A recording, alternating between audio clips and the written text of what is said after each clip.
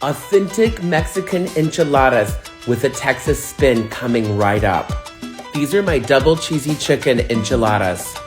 First things first, you're going to need one 32-ounce block of Queso Blanco Velveeta. I don't care what anybody says, Velveeta is truly a national treasure, and it's perfect for this recipe because it melts absolutely perfectly. Cut it up into cubes and then set it aside. Next, we're going to chop up half of a red onion. Over medium-high heat, we're going to saute the chopped onion in some olive oil for about 4 minutes. We're going to add in 2 cans of diced green chilies.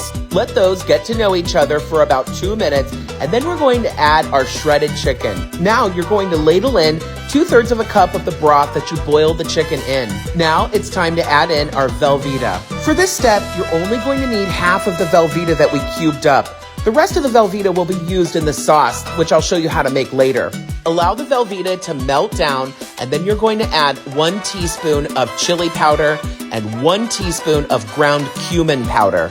These spices are really going to enhance that Tex-Mex flavor that we all know and love. Once it's completely melted, you're going to pull it off the heat. Now it's time to begin constructing our enchiladas. I use the 6-inch flour tortillas, but you can use corn tortillas if you prefer. Both are equally delicious, but this is what I had in my fridge at the time. You're simply going to roll them up and lay them seam side down in your pan. You certainly can use a glass baking dish, but I prefer to use my 15-inch cast iron for this. Now it's time to make our cheesy sauce. We're going to use the same pan that we cooked the chicken filling in. This will give our sauce a lot of flavor and depth. Go ahead and ladle in 2 cups of that chicken broth you saved from when you boiled your chicken.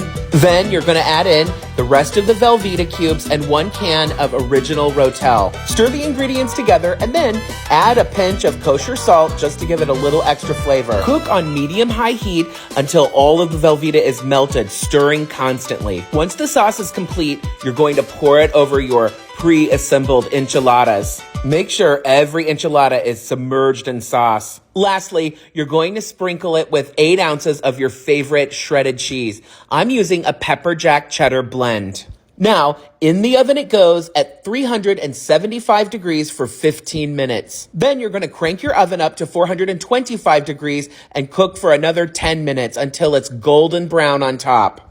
It'll come out of the oven looking like bubbly, yummy goodness. I like to garnish it with a little bit of freshly chopped cilantro.